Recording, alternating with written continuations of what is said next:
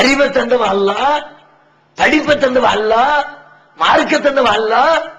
நீ நிறைய படிக்க, நீ படிப்பாளி வச்சுக்குவோம், உனக்கு ஞாபக சக்தி இருக்குன்னு வச்சுக்குவோம்.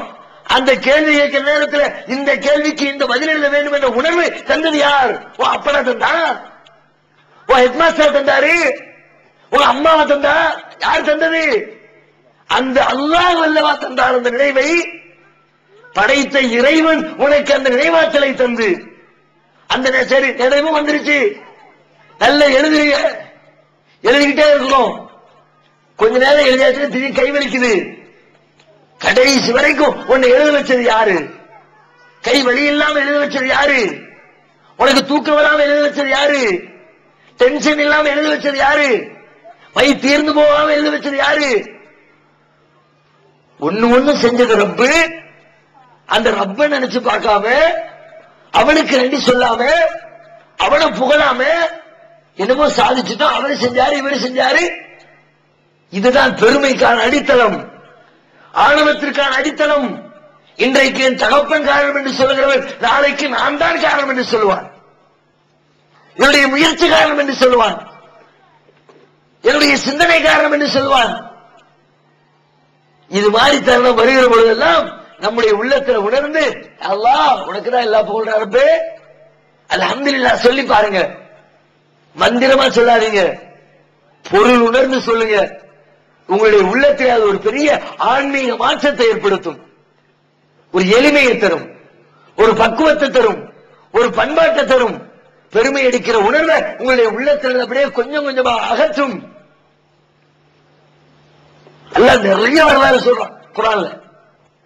நூஹ் அலைஹிஸ்ஸலாம், அபுல் பஷர் சானி என்றவர்களை சொல்லுவார்கள். சொல்றாங்க, மனித குலத்தினுடைய இரண்டாம் தந்தை யாரு? நூஹ் அலைஹிஸ்ஸலாம். முதல் தந்தை ஆதம் அலைஹிஸ்ஸலாம். அதுக்கு பிறகு நூஹ் நபி காலத்திலே எல்லாம் ஒட்டுமொத்த உலகம் அழிஞ்சு போச்சு. அதுக்கு பிறகு நூஹ் நபியிடம் இருந்துதான் உலகம் தோன்று. உலகத்தினுடைய வாரிசு நூஹ் அலைஹிஸ்ஸலாம் தான் அதுக்கு தந்தையா இருக்கிறாங்க. அதனாலதான் சொல்லுவாங்க இரண்டாம் மனித குலத்தினுடைய இரண்டாம் தந்தை. அந்த அபுல் பஷர் சானி மக்கள் மத்தியில பிரச்சாரம் செய்கிறார்கள், ஏகத்துவத்தை திரும்ப திரும்ப சொல்கிறார்கள். அந்த மக்கள் கேட்க மறுக்கிறார்கள். எப்படி இல்லாமோ சொல்லி பார்க்கிறாங்க. நூஹ் நபி அல்லாஹ்ட்ட துஆ செய்யும்போது சொல்றாங்க, அல்லாஹ் ஃபகுல், நான் அவர்களை அழைத்தேன், ரகசியமா சிரர்து இன்னி அஸ்ரர்துலஹும், அவர்களை நான் ரகசியமாகவும் அழைத்தேன், பகிரங்கமாக அழைத்தேன். இப்படி இல்லாம சொன்னேன், கேட்க மறுக்கிறார்கள். வலா எலிது இல்லா ஃபாஜிரன் கஃபாரா, இவன் மட்டும் காஃபிரா இல்ல, இவன் பெத்தெடுக்கிற பிள்ளையும் காஃபிரா பெத்தெடுத்துக்கிட்டு இருக்கிறான். அதனால இவங்களை அந்த பூமியில வாழ வைக்காத, வாழ தகுதி இல்லாதவங்க அழிச்சிரு. அல்லாஹ் சொல்றான், வெள்ள பிரளயம் வரப்போகுது, நீங்க கப்பலை கட்டுங்க. கப்பல் ரெடி ஆகுது. மக்கள்கிட்ட சொல்றான், மக்களே அல்லாஹ் வெள்ளத்தை அனுப்ப போறான், மழையை அனுப்ப போறான், உங்களை நீங்க பாதுகாக்க என்னச்சா இஸ்லாத்தை ஏற்றுக்கொண்டு அல்லாஹ்வை ஒத்துக்கொண்டு என்னுடைய கப்பல்ல ஏறிடலாம் சொல்லுகிறார்கள். மக்கள் கேலி செய்கிறார்கள். என்னோட தண்ணி இல்ல, மண் தரையில உட்கார்ந்துக்கிட்டு கப்பலை செஞ்சுக்கிட்டு இருக்கிற, எல்லா கேலியையும் கிண்டலையும் பொறுத்துக் கொண்டு அல்லாஹ்வுடைய அந்த கட்டளையை அப்படியே சொல்லிக்கொண்டே இருக்கிறார்கள். இறுதியில் அல்லாஹ்வுடைய கட்டளை வருகிறது.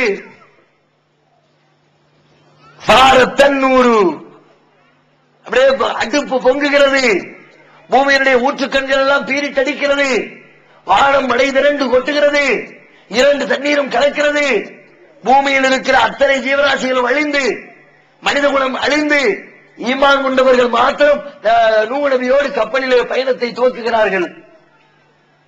அந்த நேரத்தில் கப்பல் புறப்படுறதுக்கு முந்தைய அல்லாஹ் சொல்றான், கப்பல் கிளம்புது. அப்ப அல்லாஹ் சொல்றான், நபியே நூஹே கவனமாயிரு, உன் உள்ளத்தில் பெருமை வரக்கூடிய நேரம் இது. என்ன பெருமை? நான் எவ்வளவு சொன்ன கேட்டானோ வேணும் சொல்லுவோம்ல, நம்ம என்னமாவத்தை சொல்லி நான் போயிட்டு வந்து வேலையை முடிச்சுட்டு வந்துடுறேங்க. போகாதடா, அவன் நல்ல ஆளு கிடையாது, காசை பிடிக்கிற ஏமாத்திடுவான். ஒரு டிராவல்ஸ் காரண்ட் போய் காசை கொடுக்க போறது, விசாவுக்கு காசை கொடுக்கணும்னு சொல்றாரு ஒருத்தர். நம்ம படிச்சு படிச்சு சொல்றோம், வேணாம், ஏமாத்திருக்கிறான், அவன் முள்ள மாதிரி அடிச்சுட்டு போயிருவான். அதெல்லாம் இல்லைங்க, எனக்கு நல்லா தெரியும். அவர் நல்ல மனுஷன், நான் போய் கொடுத்து வெளிநாட்டுக்கு போயிருவேன்ட்டு நம்ம பேச்ச மீறி கொண்டு போய் காசை கொடுத்தாரு. அவன் சுருட்டிக்கிட்டு ஆளு எஸ்கேப் ஆயிட்டான். 2 நாளைக்கு பிறகு அழுதுகிட்டே வந்து, பாய் நீங்க அன்னைக்கு சொன்னீங்க பாய், கேட்காம விட்டுட்டேன் பாய், இந்த பாய் செய்யறது கொண்டு போயிட்டான் பாய். படிச்சு படிச்சு சொன்னதா கேட்டியா நீ? இதான் பெரியவங்க சொன்னது கேட்கணும். அறிவுரை சொல்லுவார். எல்லாரும் சொல்ற அறிவுரை.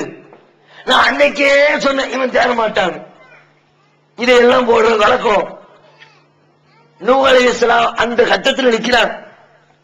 மக்கள்கிட்ட சொன்னேன், கேட்டாங்களா? வெள்ளம் வரப்போகுதுரா, மழை வரப்போகுதுரா, அழிய போறீங்களா, இமான் விழுங்கடா, கப்பல்ல ஏறலாம்டா, தப்பிச்சுக்கலாம்டா சொன்னேன். கேட்டானா சாவுங்களா அப்படின்னு சொல்ல நாம என்ன சொல்லி இருப்போம். நூஹ் நபி சொல்லிடக்கூட, அவர் நபியில. அதனால அல்லாஹ் என்ன பண்ணிவிட்டான், எக்கு தப்பா சொல்லிவிட்டா அவர் தான் மத்தவங்களுக்கு முன்மாதிரி. அதனால அவர் சொல்றதுக்கு முந்தி நம்ம முந்திக்கு கொண்டு அல்லாஹ் சொல்றான், ஃபைதஸ்தவைத அந்த உமம் மாக்க அலல் ஃபுல்கி ஃபகுல் அல்ஹம்துலில்லாஹி அல்லதி நஜ்ஜானா மினல் கௌமில் ஸாலிமீன். நபியே நூஹே, நீரும் உம்மோடு ஈமான் கொண்டவர்களும் கப்பல்ல ஏறி உட்கார்ந்து அந்த கப்பல் பயணித்து வெள்ளம் எல்லாம் வடிஞ்சு அது போய் கீழே இறங்குமே, எல்லாரும் அழிஞ்சிட்டான்னு சொல்லிடுறாங்க. ஃபகுல் அல்ஹம்துலில்லாஹி அல்லதி நஜ்ஜானா மினல் கௌமில் ஸாலிமீன். அநியாயக்கார கூட்டத்தாரிடமிருந்து எம்மை பாதுகாத்த அல்லாஹ்வுக்கே எல்லா புகழும் நீ சொல்லு. நாம சொல்லணும். நம்முடைய வாழ்க்கையில் அப்படி சந்திக்கிறோம் பல நேரங்களில். இது மாதிரி அல்ஹம்துலில்லாஹ் நம்முடைய வாயில வரணும். ஒரு ஒரு ஒரு சாராருக்கு ஏற்பட்ட துன்பம் நமக்கு ஏற்பட்டிருக்காது. சுனாமி வந்துச்சு, ஒரு பகுதி மக்கள் அழிக்கப்படுகிறார்கள். நம்ம இன்னொரு பகுதியில் போய் வீடு கட்டி குடியேறி உட்கார்ந்துருக்கிறோம், நமக்கு அழிவு வரல. நான் அன்னைக்கே சொன்னேன், அன்னைக்கெல்லாம் உட்காராத, நல்லது கிடையாது. கடல் ஓரத்துல தண்ணி வந்து அடிச்சிருச்சுன்னா சிரமம். சொன்னேன், கேட்டானா பத்தியா?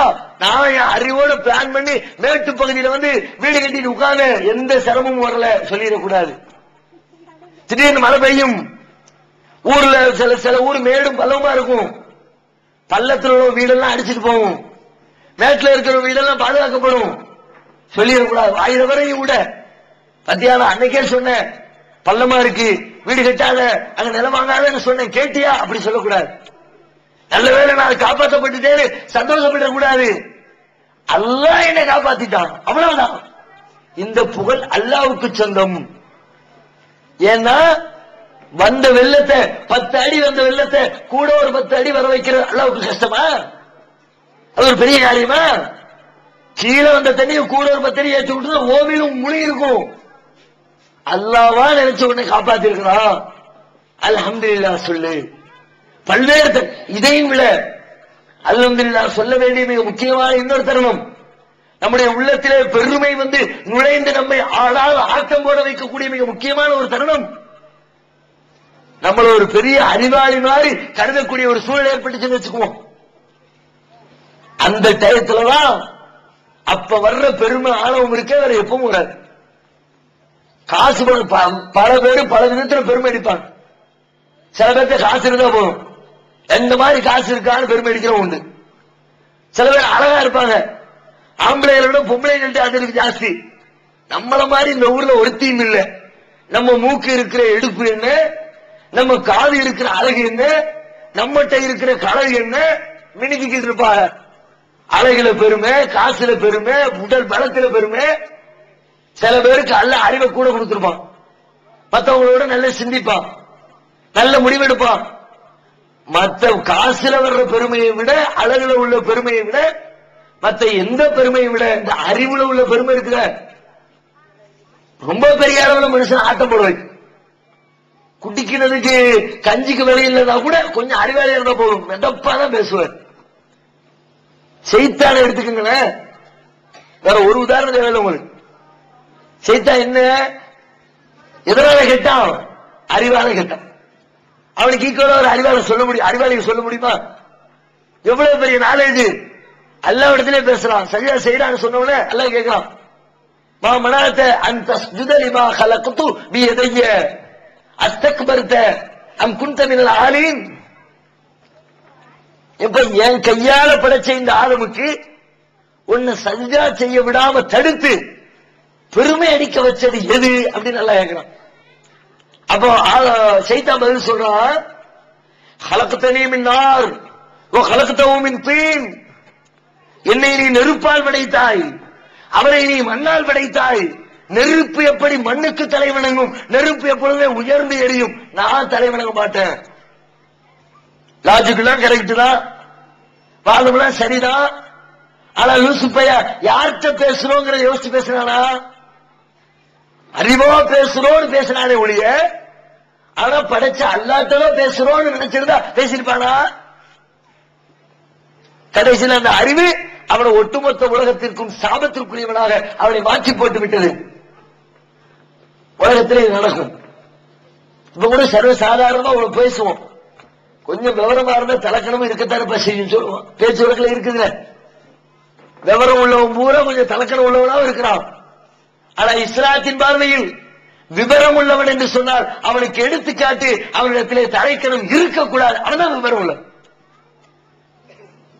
அறிவு வர வர ஆணவம் வரக்கூடாது, அன்பு வரணும்.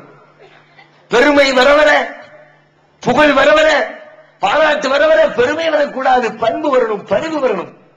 ரசூல் ஸல்லல்லாஹு அலைஹி வஸல்லம் அறிவுபூர்வமாக சில நேரங்களில் புகழ் வரக்கூடிய தருணங்கள், அந்த நேரத்தில் ரசூலுல்லாஹ்வுடைய வாழ்க்கையை பார்க்கிறோம். ஒரு தடவை ரசூல் ஸல்லல்லாஹு அலைஹி வஸல்லத்துடைய அடியான், அடிமை, அவரிடத்தில் வேலை செஞ்சவர் ஒரு யூத சிறுவன், சின்ன பையன். சின்ன வயசுலேயே அவன் மரண தருவாயில கடுமையான நோயால் பாதிக்கப்பட்டு மரணத்தினுடைய பிடியில படுத்திருக்கிறான் வீட்டுல. ரசூல் ஸல்லல்லாஹு அலைஹி வஸல்லம் அந்த பையனை பார்க்கறதுக்காக வீட்டுக்கு போறான். போனா ரொம்ப சக்கராத்துல ஹால், கடைசி நேரம், மேமூச்சு கீமூச்சு வாங்கிக்கிட்டு இருக்கு. அப்ப அந்த பையனை பார்த்து சொல்றாங்க, எப்பா கலிமா சொல்லிரு, இஸ்லாத்தை ஏத்துக்க, அல்லாஹ்வை நம்பிரு. அந்த பையன் தலைமாட்டுல பையனோட தகப்பனார் உட்கார்ந்து இருக்காரு. அவர் இப்படி ஏறிட்டு பார்க்கலாம். அவரு சொல்றாரு, அவர் சொல்றது கேளுப்பா, சரியாத்தான் சொல்லுவாரு. உடனே அந்த பையன் இஸ்லாத்தை ஏற்றுக்கொள்கிறான். ஏற்றுக்கொண்ட சில நிமிடங்களிலேயே அவனுடைய உயிர் பிரிந்து மரணம் அடைந்து விடுகிறான். ரசூல் ஸல்லல்லாஹு அலைஹி வஸல்லம் வீட்டை விட்டு வெளியில வர்றாங்க. நாம இருந்தா இந்த நேரத்தில் என்ன சொல்லுவோம்? ஒருத்தருக்கு போய் இஸ்லாத்தை சொல்றோம்னு வச்சுக்குவோம். அந்த ஆள் இஸ்லாத்தை ஏத்துக்கிறார். வெளியில வரும்போது போட்டோம்ல பாயிண்ட, நான் சொல்லி ஒருத்தர் இஸ்லாத்துக்கு வராம இருப்பானா? லாஜிக்க தூக்கி போட்ட வாயடைச்சு போயிட்டு அவங்கள பாக்குற வழி இல்ல, ஏத்துத்தானே ஆகணும். நம்முடைய வாயப்படித்தானே சொல்லும். நம்மிடம் இருக்கிற அந்த குறைந்த அறிவால் அப்படிப்பட்ட வார்த்தைகளை சொல்லி விடுவோம். பாயிண்ட தூக்கி போட்டவங்கள நச்சு நச்சுன்னு திணறிட்டான், விளவெடுத்து போயிட்டான். அது நம்ம சகோதரர்களிடத்தில் நிறையவே இருக்குது. இஸ்லாமிய அழைப்பு பணிக்கு அள்ளித்தாருங்கள். அன்பார்ந்த சகோதர சகோதரிகளை, தமிழ்நாடு தௌஹீத் ஜமாத்தின் எண்ணற்ற பணிகளில் முக்கியமான ஒரு பணி இஸ்லாத்தின் உண்மையான வடிவத்தை முஸ்லிம் அல்லாத மக்களுக்கு எடுத்துச் சொல்லி இஸ்லாத்தையும் முஸ்லிம்களையும் பற்றிய தவறான எண்ணங்களை களைவதாகும். இதற்காகவே இஸ்லாம் ஓர் இனிய மார்க்கம் என்ற நிகழ்ச்சி தமிழகம் முழுவதும் பல்வேறு ஊர்களில் நடத்தப்பட்டு வருகிறது. இந்நிகழ்ச்சியின் மூலம் முஸ்லிம் அல்லாத ஏராளமானோர் இஸ்லாத்தின் அபிமானிகளாக மாறியுள்ளனர். இஸ்லாத்தை பற்றி அறிய விரும்பும் நூற்றுக்கணக்கான முஸ்லிம் அல்லாத மக்களுக்கு திருக்குர்ஆன் தமிழாக்கம், இஸ்லாமிய நூல்கள், சீரி போன்றவை இலவசமாக வழங்கப்படுகிறது. இதன் மூலமும் ஏராளமானோர் இஸ்லாத்தை அறிந்து வருகின்றனர். இஸ்லாத்தை தங்களின் வாழ்க்கை நெறியாக உளப்பூர்வமாக ஏற்க விரும்பும் சகோதர சகோதரிகளுக்கு தேவையான அனைத்து உதவிகளையும் இந்த ஜமாத் செய்து வருகிறது. ஆண்களுக்கென 2 பயிற்சி மையங்கள், பெண்களுக்கென ஒரு பயிற்சி மையம், மேலும் அபிடவிட், கத்னாசி வைத்தல் என அனைத்தும் இலவசமாக அளிக்கப்படுகிறது. மார்க்கத்தை எடுத்துச் சொல்வது முதல் அதை ஏற்றுக்கொண்டவர்கள் மீது அக்கறை செலுத்துவது வரை அனைத்து அம்சங்களிலும் தமிழ்நாடு தௌஹீத் ஜமாத் தனி கவனம் செலுத்தி வருகிறது. மறுமையில் இறைவனிடம் மகத்தான கூலியை பெற்றுத் தரும் இந்த தூய பணிக்கு உங்கள் உதவிகளை அனுப்பித்தாருங்கள். உங்கள் ஜகாத் தொகையையும் இந்த நற்பணிக்கு தாராளமாக வழங்கலாம். ஜகாத் தொகையை அனுப்புவோர், நன்கொடைகள் அனுப்ப விரும்புவோர் தமிழ்நாடு தௌஹீத் ஜமாத் என்ற பெயரில் இந்தியன் வங்கி மண்ணடி கிளை கணக்கு எண் 7828274827 என்ற அக்கவுண்ட் நம்பருக்கு டிராப்ட் ஆகவோ காசோலையாகவோ அனுப்பலாம். மணி ஆர்டர் மூலமும் அனுப்பலாம். நீங்கள் அனுப்ப வேண்டிய முகவரி தமிழ்நாடு தௌஹீத் ஜமாத், இலக்கம் 30, அரண்மனைக்காரன் தெரு, மண்ணடி, சென்னை 1. தொலைபேசி 25215226. பல்வேறு விவாத களங்களை கண்டவர்கள் நாம். இஸ்லாமிய சமுதாயத்திலேயே வேற எந்த அமைப்புகளும் கண்டிராத அளவிற்கு அதிகமான எதிர்கொள்கையுடையவர்களோடு விவாதம் செய்த ஒரே அமைப்பு இந்த ஜமாத்து. விவாதத்தினுடைய முடிவில் பெரும்பாலும் அல்லாஹ் சத்தியத்திற்கு வெற்றியை கொடுத்திருக்கிறார். நாம என்ன செய்யறோம்? விவாதம் முடிஞ்ச பிறகு போட்டு தாக்கிட்டார்ல தலைவர், என்னமா பாயிண்ட், வெட்டமட்டத்து போயிட்டோம், ஓட்டம் பின்னங்கால் பிடரியில் பிட ஓட்டம் எடுத்தார் எதிராளி. சர்வ சாதாரண எழுத்தும் சரி பேச்சும் சரி. இந்த வார்த்தைகளை சொல்லாதவங்க எத்தனை பேர் இருப்பாங்கன்னு சல்லடை போட்டு தேடணும் போல இருக்கு. அந்த அளவுக்கு விவாதத்தினுடைய முடிவில் ஒவ்வொரு ஊர்லயும் ஒவ்வொரு முக்களையும் போய் நின்றுக்கிட்டு அடிச்சாச்சு, ஜெயிச்சாச்சு, தூள் கிளப்பியாச்சு, அட்டகாசம் பண்ணியாச்சு. சர்வ சாதாரண ஒரு அறிவு. ஏன் இந்த வார்த்தை வருது? அறிவுல ஜெயிச்சா வரும். பெருமை இருக்குதா மற்ற எல்லாத்தையும் விட அறிவுல வருது. அது மாதிரி நபிகள் நாயகம் ஸல்லல்லாஹு அலைஹி வஸல்லம் அறிவால் ஜெயித்து வெளியே வருகிறார்கள், தம்முடைய பேச்சால் ஜெயித்து வருகிறார்கள், வாதத்திறமையால் ஜெயித்து வருகிறார்கள், தான் சொன்ன கொள்கை ஒருவனால் ஏற்றுக்கொள்ளப்பட்ட நிலையை வெளியே வருகிறார்கள். வருகிற பொழுது அவர்களுடைய நாவிலிருந்து வருகிற வார்த்தைகள் அல்ஹம்துலில்லாஹில்லதி அன்கதஹு மினன் நார். நரக நெருப்பிலிருந்து அந்த சிறுவனை பாதுகாத்த அல்லாஹ்வுக்கே எல்லா புகழும். நாம் பாதுகாக்கல, நான் அவனுக்கு இஸ்லாத்தை வைக்கல, ஹிதாயத்து கொடுத்தவன் அல்லாஹ், நேர்வழி கொடுத்தவன் அல்லாஹ். நான் சொல்லக்கூடியவன் தான், உன் உள்ளத்தை திருப்பக்கூடியவன் இல்லை. ரசூல் ஸல்லல்லாஹு அலைஹி வஸல்லம் சொல்றான். நாம சொல்லுகிறோமா? நம்முடைய வாழ்க்கையில் இப்படிப்பட்ட வார்த்தைகளை பார்க்க முடிகிறதா? அதையெல்லாம் விட பிரம்மாண்டமாக சொல்ல வேண்டும் என்றால் உலக வரலாற்றிலே மிகப்பெரிய பேர் அரசராக வளர்ந்து வந்த அல்லாஹ்வுடைய தூதர் மக்காவை வெற்றி கொள்கிறார்கள். எப்படிப்பட்ட மக்கா? அவர்கள் வாழ்ந்த பூமி, அவர்களை ஊரை விட்டு விரட்டி அடித்த பூமி, அவர்களுடைய தோழர்கள் பல பேரை கொலை செய்த பூமி, அவர்களுடைய இஸ்லாத்தை ஏற்றுக்கொண்டதற்காக வேண்டி ஊரை விட்டு விலக்கி வைத்து கடும் துன்பங்களை ஏற்படுத்திய பூமி. அப்படிப்பட்ட கொடியவர்கள் வாழக்கூடிய ஒரு நாடு. அண்ணல் பெருமகனார் ஸல்லல்லாஹு அலைஹி வஸல்லம் அவர்களால் ஹிஜ்ரி 8ஆம் ஆண்டு வெற்றி கொள்ளப்படுகிறது. வெற்றி வீரராக மக்காவிற்குள்ளே நுழைகிறார்கள். உள்ள போகும்போது உலகத்தில் இப்படி எத்தனையோ நாடு ஜெயிக்கப்பட்டிருக்கிறது. ஒரு நாட்டை இன்னொரு நாடு ஜெயிக்கும். ஜெயிச்சு முடிச்சு அந்த நாட்டுக்குள்ள போனா அந்த நாட்டில் இருக்கிற பொருட்களை எல்லாம் சூறையாடுவார்கள், பெண்களை எல்லாம் கற்பழிப்பார்கள், குழந்தைகளை கொண்டு குவிப்பார்கள், அந்நாட்டு மன்னர்களை கழுவிலே ஏற்றி கொலை செய்வார்கள். இப்படி எத்தனையோ விதமான அட்டகாசங்களை நிறைவேற்றுவார்கள். மரங்களை, பயிர் பச்சைகளை எல்லாம் அழித்து நாசமாக்குவார்கள். ஜெயிச்சவன் ஆட்டம் போடுவான். இதுதான் உலகம் இதுவரைக்கும் கண்டிருக்குது. ஆனா அல்லாஹ்வுடைய தூதர் ஜெயிச்சு உள்ள போறாங்க. எப்படிப்பட்ட நாட்டுல? நட்பு நாடு இல்லை, எதிரி நாடு. எதிரி நாட்டை ஜெயிச்சு உள்ள போறாங்க. போகும்போது ரசூல் ஸல்லல்லாஹு அலைஹி வஸல்லம் தன்னுடைய தோழர்களை நிறுத்தி வைத்து சொல்கிறார்கள், உள்ளுக்குள்ள போய் எப்படி நடந்துக்கணும், என்ன செய்யணும், உரை நிறுத்துறாங்க. அதுல சொல்றாங்க, லா இலாஹ இல்லல்லாஹு வஹ்தா வஸதக வஅதா வனஸர அபதா வஅஸ ஜுந்தா வஹஸமல் அஹ்ஸாப வஹ்தா. லா இலாஹ இல்லல்லாஹு வஹ்தா, வணக்கத்திற்குரிய இறைவன் அல்லாஹ் ஒருவனை தவிர யாரும் இல்லை. வஸதக வஅதா, அவன் தனது வாக்குறுதியை உண்மைப்படுத்தினான். அல்லாஹ் வாக்குறுதி கொடுத்தான். என்ன வாக்குறுதி? நபியே, இந்த பூமியை உம்மை நாம் திரும்ப கொண்டு வந்து சேர்ப்போம். ரசூல் ஸல்லல்லாஹு அலைஹி வஸல்லம் மக்காவில் இருக்கும்போது, மக்காவிலிருந்து மதீனாவுக்கு துரத்தப்படுகிற நேரத்திலே உள்ளத்திலே வேதனையோடு வெளியேறுகிறார்கள். அப்ப அல்லாஹ் வசனம் இறக்கி வைக்கிறார், கவலைப்படாத, ஒரு நாள் இந்த பூமிக்கு நீ திரும்ப வருவ. கத்தபல்லாஹு லஅக்லிபன்ன அன வருசுலி, நானும் என் தோழரும் ஜெயிப்பேன் என்று அல்லாஹ் விதித்து விட்டான். அல்லாஹ் ஏற்கனவே தீர்மானிச்சுட்டான். அதை சொல்றாங்க ரசூலுல்லாஹ், வஸதக வஅதா, அவன் கொடுத்த வாக்குறுதியை அவன் உண்மைப்படுத்தி இருக்கிறான். வனஸர அபதா, அவனது அடிமையாகி எனக்கு அவன் உதவி செய்தான்.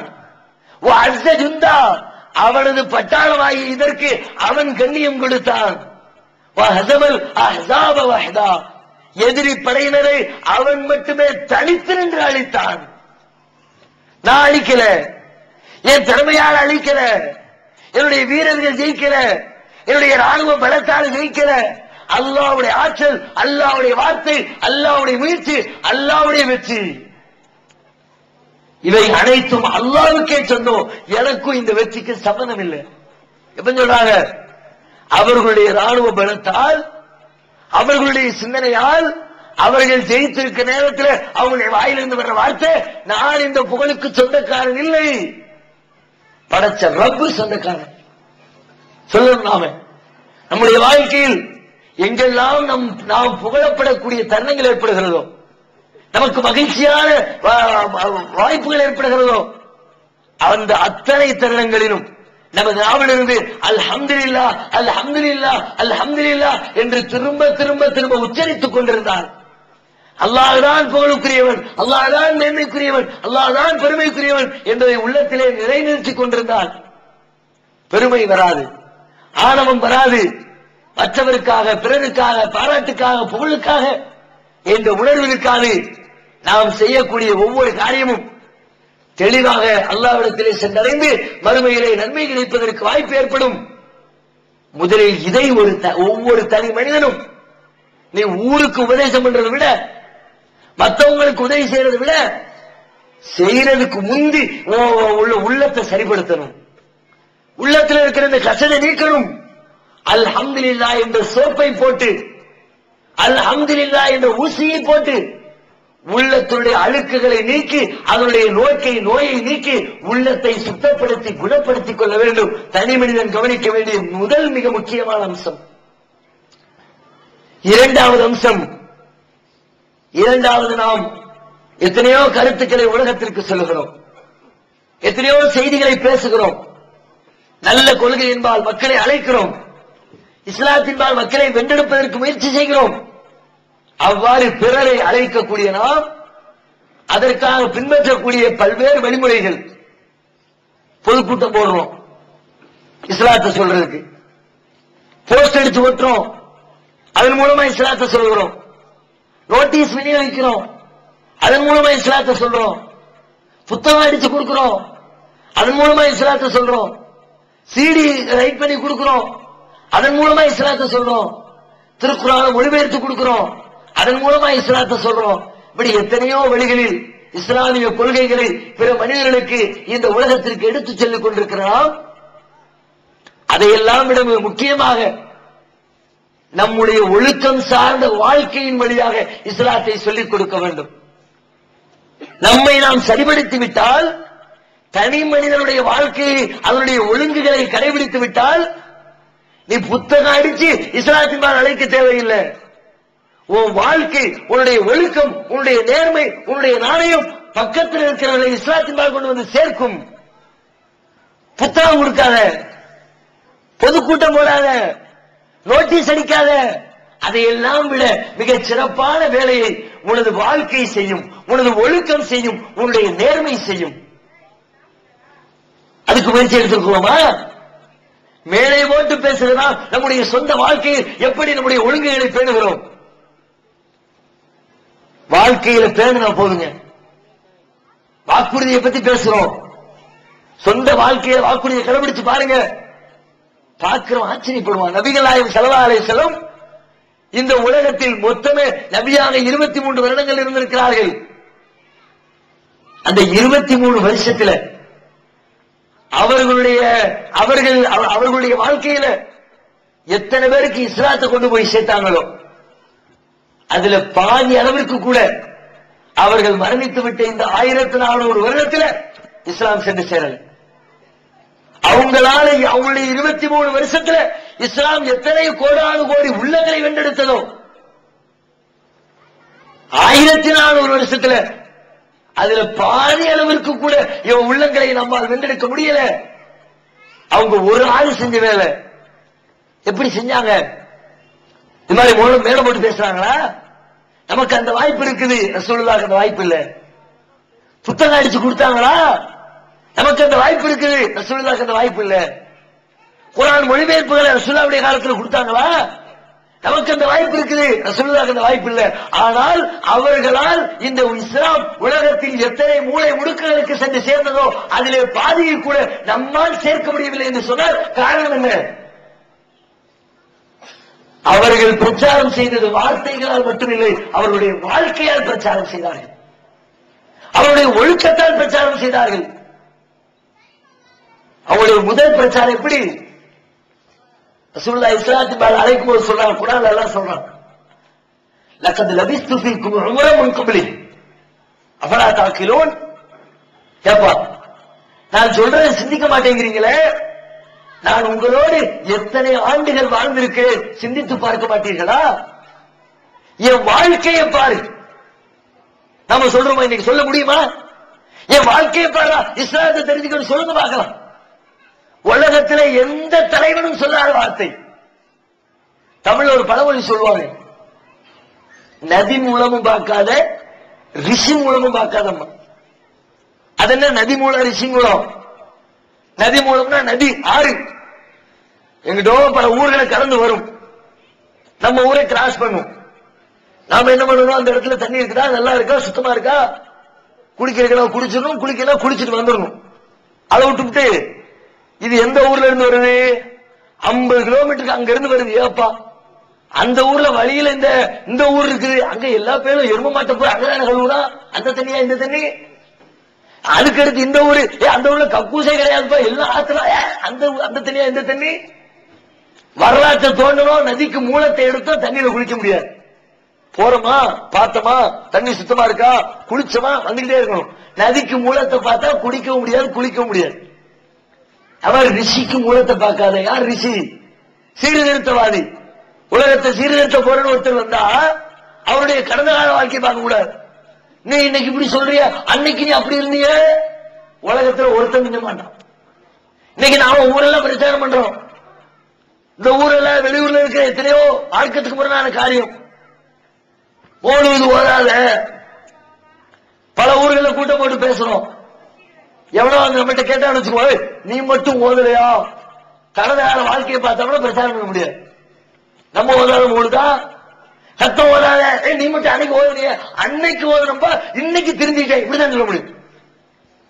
கடந்த காலத்திலே ஆரம்பத்திலிருந்தே திருந்தி வாழ்ந்த ஒருத்தனை யாரும் பார்க்க முடியாது. அன்னைக்கு அப்படி இருந்த தப்பு செஞ்ச என்ன பண்றது தெரியாம பண்ணிவிட்டேன், இன்னைக்கு திருந்தி விட்டேன். இதை கேளு. உலகத்திலுள்ள எல்லா சீர்திருத்தவாதியும் இப்படித்தான். கடந்த கால வாழ்க்கை, ஆரம்ப வாழ்க்கை மோசமாக இருக்கும், பித்தலாட்டங்கள் இருக்கும். நிகழ்கால வாழ்க்கையை பாருங்க சொல்வாங்க. ஆனா அல்லாஹ்வுடைய தூதர் தான் வாழ்க்கையை தூக்கி போடுறாங்க. நான் உன் முன்னாடி எத்தனை வருஷம் வாழ்ந்திருக்கேன், என் ஒழுக்கத்தை நீ பார்த்திருக்கிறேன். பொய் பேசியிருக்கனா, ஏமாத்தி இருக்கனா, வாக்குறுதி மீறி இருக்கனா, அடுத்தவன் அபகரிச்சிருக்கனா, அடுத்தவன் சொத்தை எடுத்திருக்கனா, ஏதாவது ஒரு குறையை பார்த்திருக்கேனே. அந்த வாழ்க்கை தான் நபிகள் நாயகத்துடைய இந்த ஒழுக்கம் தான், தனி மனிதர்களிடம் இருந்த அந்த கேரக்டர் தான் மக்களை எல்லாம் அவர்களிடத்தில் கொண்டு போய் சேர்த்துச்சு, எல்லாத்தையும் அவங்களுக்கு கொண்டு கெட்டு போட்டுச்சு. இன்னைக்கு நம்மளை பார்த்து ஓடுறான், நம்முடைய வாழ்க்கை பார்த்து இஸ்லாமே வேண்டாம் ஓடுறான். நபிகள் நாயகம் ஸல்லல்லாஹு அலைஹி வஸல்லம் இன்னைக்கு ஏகத்துவவாதிகள் பெரும்பாலானவர்களிடத்தில் இருக்கக்கூடிய மிக முக்கியமான குறைபாடு, நம்ம இடத்துல பேச்சு இருக்குது, தர்க்கம் இருக்குது, விவாதம் இருக்குது, சான்றுகள் இருக்கிறது, ஆதாரம் இருக்கிறது. ஆனால் மென்மை இல்லை, நளினம் இல்லை, பக்குவம் இல்லை, பண்பாடு இல்லை, மற்றவங்கள்ட்ட பேசும்போது ஒரு ஒழுக்கம் இல்லை.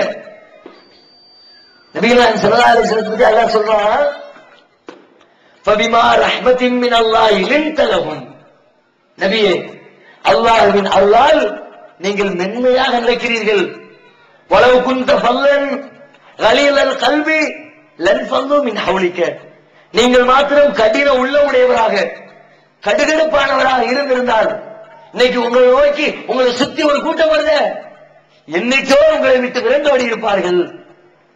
நபிகள் நாயகத்துக்கு உசுர கொடுக்கிறதுக்கு ஒரு கூட்டம் காலை சுத்தி கிடந்துச்சே, அவர்களுடைய தனி மனிதனிடத்தில் இருந்த அந்த கேரக்டர், அந்த எளிமை, அந்த நளினம், அந்த நயம், அந்த பண்பாடு நம்மிடத்தில் இருக்கா? நல்ல கேள்வி கேட்போம். குர்ஆன்ல இருக்கா? கேளு. ஹதீஸ்ல இருக்கா? கேளு. வேண்டாம் சொல்லல. கேட்கிறதுக்கு ஒரு இங்கிதமா கேட்க வேண்டாம், பெரியவங்களை பேசும்போது பண்பாடா பேச வேண்டாம், தப்பான கொள்கையில இருக்கிறார் என்பதற்காக வேண்டி அவர்களை அவமரியாதை செய்ய வேண்டுமா? கிண்டல் அடிக்க வேண்டுமா? குறை சொல்ல வேண்டுமா? அவர்களுடைய குற்றம் குறைகளை தோண்டி துருவி மக்கள் மத்தியில பேச வேண்டுமா? இன்னைக்கு நம்ம சர்வசாதாரணமா செஞ்சுக்கிட்டு இருக்கிறோம். உங்களுடைய வாழ்க்கையை சீர்திருத்துங்க. இஸ்லாம் சொல்லக்கூடிய பண்பாடுகள் அனைத்தையும் வாழ்க்கைக்குள்ள எடுத்துக்கங்க. நீங்க மேல போட வேண்டியதில்லை. ஒட்டுமொத்த உலகமும் இஸ்லாத்தின் காலடிகளே வந்து சரணாகதி அடையும். நபிகள் நாயகத்துடைய வாழ்க்கை அதைத்தான் நமக்கு காட்டுகிறது. கடந்த முன்னோர்களில் பல பேருடைய வாழ்க்கை அதை உண்மைப்படுத்துகிறது.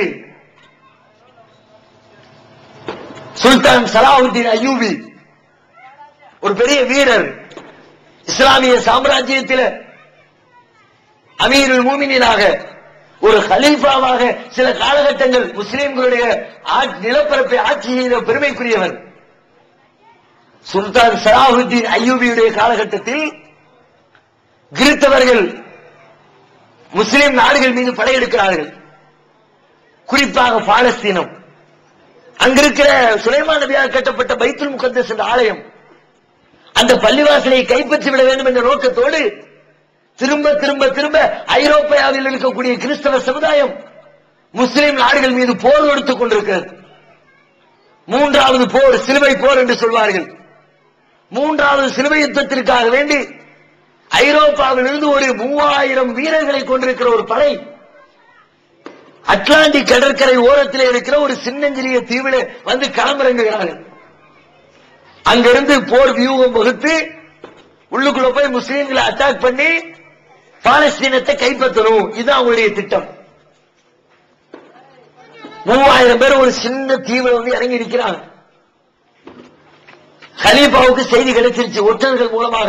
3000 பேர் ஒரு சின்ன தீவுக்குள்ள வந்து இறங்கி நிற்கிறாங்க. உடனே இவர் என்ன பண்றாரு, இங்கிருந்து ஒரு 3000 முஸ்லீம் படை வீரர்கள், ராணுவ வீரர்கள், நீங்க எல்லாம் போய் அப்படி அந்த தீவை ரவுண்ட் அப் பண்ணி முடிஞ்சு போச்சு. நேரா வந்தாங்க, 3000 பேரையும் சுத்தி வளைச்சிட்டாங்க. லட்டு மாதிரி 3000 வீரர்கள் முஸ்லீம் வீரர்களுடைய கையில மாட்டிக்கிட்டாங்க, மொத்தமா மாட்டிக்கிட்டாங்க. இரவு நேரம் முஸ்லிம் வீரர்கள் முன்னேறி தீவுக்குள்ளே நுழைந்து தீவிலே இருக்கிற அந்த வீரர்களை சுற்றி வளைத்து நின்று கொண்டிருக்கிறார்கள். நேரம் ஆகிக்கிட்டே இருக்குது. வெளியிலிருந்து வரக்கூடிய பாதை அடைபட்டு போச்சு. இந்த 3000 பேருக்கு வெளியிலிருந்து உணவு வரணுமே, பக்கத்து தீவில இருந்து எல்லா பாதையும் அடைச்சாச்சு. பசி வைத்த கிள்ளுது. கிறிஸ்தவ வீரர்கள் அப்படியே சுழண்டு விழுறாங்க. முஸ்லீம்கள் பார்க்கிறாங்க, முஸ்லீம் வீரர்கள் அவங்களுக்கு கவர்மெண்ட் கொடுத்திருக்குமே சாப்பாடு. ஒவ்வொரு இந்த 3000 பேருக்கும் செய்யப்பட்ட உணவுல ஒவ்வொரு முஸ்லீம் ராணுவ வீரரும் ஒவ்வொரு கிறிஸ்தவ ராணுவ வீரர் கூப்பிட்டு வச்சு அவருடைய பசி போக்குறார்.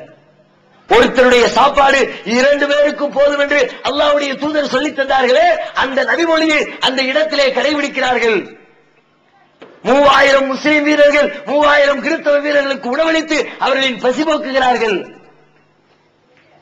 இரவு நேரம் ஆகிறது, நடுக்கடலு, குளிர்ல நடுக்குது. வரவேண்டிய பொருட்கள் வரல, போர்வை வரல. முஸ்லீம் வீரர்கள்ட்ட போர்வை இருக்குது. ஒவ்வொரு முஸ்லீம் ராணுவ வீரரும் ஒவ்வொரு கிறிஸ்தவ வீரரை தன்னுடைய போர்வைக்குள்ள அழைத்துக் கொண்டு, ஒரு போர்வைக்குள்ள ஒரு முஸ்லீம் ஒரு கிறிஸ்டின், ஒரு முஸ்லீம் ஒரு கிறிஸ்டின், ஒரு முஸ்லீம் ஒரு கிறிஸ்டின். ஒரே இரவு புரட்சி நடக்கிறது. புரட்சி என்று சொன்னால் உலகத்தில் எத்தனையோ புரட்சி இந்த உலகம் கண்டிருக்கிறது. பிரெஞ்சு புரட்சி என்பார்கள், ரஷ்ய புரட்சி என்பார்கள். கோடானு கோடி மனிதர்களை கொன்று குவித்து கோடானு கோடி ரூபாய்களை செலவழித்து ஏற்படுத்தப்படுகிற அந்த புரட்சி இந்த ஒரே இரவிலே ஒரு பெரும் புரட்சியிட ஏற்படுகிறது. அதுதான் மனதிலே ஏற்பட்ட உள்ள புரட்சி. 3000 பேர் நைட்ல தூங்கல யோசிக்கிறார் கிறிஸ்டின். நாம இவனை கொலை பண்ண வந்திருக்கிறோம், இவன் நாட்டை கைப்பற்ற வந்திருக்கிறோம், இவங்களுடைய ஆலயத்தை கையில் எடுக்க வந்திருக்கிறோம், இவன் நமக்கு சாப்பாடு தரலாம், நாம குளிர்ல நடுங்கிறத பார்த்து நமக்கு போர்வை தருகிறார். என்னடா இது ஆச்சரியமா இருக்குது. இதே இந்த 3000 பேரும் நம் கையிலே கிடைத்திருந்தால் நாம என்ன செஞ்சிருப்போம்? கொண்டு குவிச்சிருக்க மாட்டோம், அடிமையா நடத்திருக்க மாட்டோம், கை கால்களை வெட்டி இருக்க மாட்டோம், அடிமையா விற்பனை செஞ்சிருக்க மாட்டோம். இவர்கள் ஏன் இப்படி உணவு தருகிறார்கள்? இவர்கள் ஏன் இப்படி உடை தருகிறார்கள்? ஒரே நாளிலே அவர்களுக்கு கிடைத்த விடை இவர்கள் பின்பற்றக்கூடிய இஸ்லாமிய மார்க்கம் இதை சொல்லுகிறது. மறுநாள் காலையில் அதிகாலை பொழுதில் ஒட்டுமொத்தமாக அந்த 3000 கிறிஸ்தவ வீரர்களும் 3000 இஸ்லாமிய வீரர்களின் கைகளை பற்றி அஷ்ஹது அல்லா இலாஹ இல்லல்லாஹ் கலிமாவை சொல்லி இஸ்லாத்துக்குள்ள 3000 பேர் லட்டு மாறி. எப்படி இது? ஈகத்துவம் ஓரிரை கொள்கையை விளக்கும் ஒப்பற்ற மாத இதழ் PJ MI சுலைமான், ஷம்சுல்லுஹா, சைஃபுல்லா ஹாஜா, இன்னும் பல சிறந்த அறிஞர்களின் கருத்து கருவூலங்கள், இன்னும் பல சிறந்த அம்சங்களுடன் வெளிவரும் ஏகத்துவம் இதழை படித்து உங்கள் மார்க்க அறிவை வளர்த்துக் கொள்ளுங்கள். ஆண்டு சந்தா உள்நாடு ரூபாய் 100, வெளிநாடு ரூபாய் 650, தனி இதழ் ரூபாய் 9. உங்கள் டிராப்ட்களை ஏகத்துவம், இலக்கம் 30, அரண்மனைக்காரன் தெரு, மண்ணடி, சென்னை 1 என்ற முகவரிக்கு அனுப்புவீங்கள். அன்பிற்குரிய சகோதரர்களே, சுல்தான் சலாஹுத்தீன் அய்யூபியுடைய அந்த காலத்தில் 3000 கிறிஸ்தவர்களை ஒரே நாளிலே இஸ்லாத்தின்பால் ஈர்த்து கொண்டு வந்தது அவர்களுடைய நடைமுறை வாழ்க்கை தான். இஸ்லாம் காட்டி தந்த ஒழுங்கை நடைமுறையிலே வெளிப்படுத்தினார்கள். உடை கொடுத்தார்கள், உணவு கொடுத்தார்கள். பசிச்சவனுக்கு சாப்பாடு கொடு. இஸ்லாத்துடைய மிக முக்கியமான ஒரு போதனை. நபிகள் நாயகம் ஸல்லல்லாஹு அலைஹி வஸல்லம் அவர்களிடத்திலே கேள்வி கேட்கப்படுகிறது, ஐயுல் இஸ்லாமி கைருன், இஸ்லாத்திலே ரொம்ப சிறந்த காரியம் எது அப்படின்னு. அவர் ரசூல் ஸல்லல்லாஹு அலைஹி வஸல்லம் சொல்றாங்க, துத்இமு துஆம், பசித்தோருக்கு உணவளித்தல். நாம மேடையில பேசுறோம், நம்ம இடத்துல ஒருத்தர் ரோட்ல பிச்சை கேட்கிறாரு, ஐயா பசிக்குது, அம்மா பசிக்குது. நாம என்ன பண்றோம்? அப்படியே ஒரு 50 காசு 1 ரூபா போட்டு அவன் நம்முடைய அந்த வேலையை தட்டி கழிச்சிட்டு போறவே ஒழிய வானு கூட்டிட்டு போய் எத்தனை பேர் ஹோட்டல்ல உட்கார வச்சு சாப்பாடு வாங்கி கொடுத்துருப்போம். கொடுத்து பாருங்க, ஒவ்வொருத்தரும் கொடுத்து பாருங்க.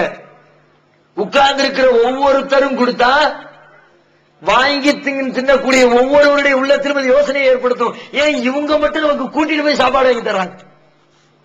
மத்த எல்லாம் 50 காசு போடும்போது, மத்தவெல்லாம் 1 ரூபா போட்டுட்டு போகும்போது, இந்த பாய்மார் மட்டும் கூட்டிட்டு போய் வயிறார சாப்பாடு கொடுத்து அனுப்புறான்னு ஏன் போடுறான்? சிந்திக்க வைக்கும். அந்த சிந்தனையின் முடிவு இஸ்லாம் தான் என்ற பதிலை தரும். அந்த பதில் லட்ச மக்களை இஸ்லாத்தின்பால் கொண்டு வந்து சேர்க்கும். அப்படித்தான் கடந்த காலத்தில் சேர்த்தது. இன்றைக்கு இந்தியாவிலே நாம் முஸ்லீம்கள் என்று வாழ்கிறோமே, நாம் முஸ்லீம்களாக இருப்பதற்கு அடிப்படை காரணம் என்ன தெரியுமா? நபிகள் நாயகம் அவர்கள் இந்தியாவிலே பிறந்து பிரச்சாரம் செய்தார்களா? என்ன நடந்தது? அரபு நாட்டிலிருந்து இந்தியாவிற்கு வந்த வணிகர்கள், அவன் பேசுற மொழி அரபி, நம்ம மக்கள் பேசுறது இந்திய மொழி. மொழி கூட தெரியல. மொழி இல்லாமல் இஸ்லாம் வளர்ந்தது எப்படி? அவர்களுடைய நேர்மையான வியாபாரம். கேரள கரையோரம் வந்து இறங்கினாங்க, அரபு நாட்டில் கிடைக்கிற பொருட்களை கொண்டு வந்தாங்க, பேரிச்சம்பழம் கொண்டு வந்து விற்பனை செஞ்சாங்க, ஒட்டகத்தை குதிரையை பயிற்சி வச்சாங்க. அவங்கள்ட்ட இருந்த நேர்மை இந்த நாட்டு நம்முடைய முன்னோர்கள் பார்த்தாங்க. அநியாயத்துக்கு நியாயமா இருக்காங்க. நம்ம ஊர்ல ஒரு கடையில போய் பார்க்கிறோம், சாதாரணமா ஒரு காய்கறி கடை, கத்திரிக்காய் வியாபாரம் பண்றாரு. சூத்தையை உள்பக்கம் வச்சிருப்பாரு, நல்லா இருக்கிறது வெளிப்பக்கம் இருக்கும். தராசுல போட்டு கவர்ல போட்டு கெட்டி கையில கொடுத்துருவாரு. வீட்டுல வந்து பார்த்தா தெரியும் சூத்தை. ஆனா நம்முடைய முன்னோர்கள் செய்த வியாபாரம் என்ன தெரியுமா? சூத்தையை வெளிய பக்கம் வச்சு, நல்லா இருக்கு உள்ள பக்கம் வச்சு. ஏன்னா இது வித்தியாசமா இருக்கு, எல்லா கடையிலையும் நல்லா இருக்கிறது வெளியே கொடுக்கிறது என்பதை புரிந்து இஸ்லாத்தை நம்முடைய முன்னோர்கள் ஏற்றார்கள். அதனுடைய விளைவு இன்றைக்கு இத்தனை கோடி முஸ்லீம்கள் இந்தியாவில் முஸ்லீம்களாக வாழ்ந்து கொண்டிருக்கிறோம். 20 கோடிக்கு மேற்பட்டவர்கள் முஸ்லீம்களாக இருப்பதற்கு காரணம் அன்றைக்கு வந்த ஒரு சில முஸ்லீம் வியாபாரிகளுடைய நேர்மையான ஒழுக்கமான நடைமுறை சார்ந்த வாழ்க்கை காரணம், பிரச்சாரம் இல்லை.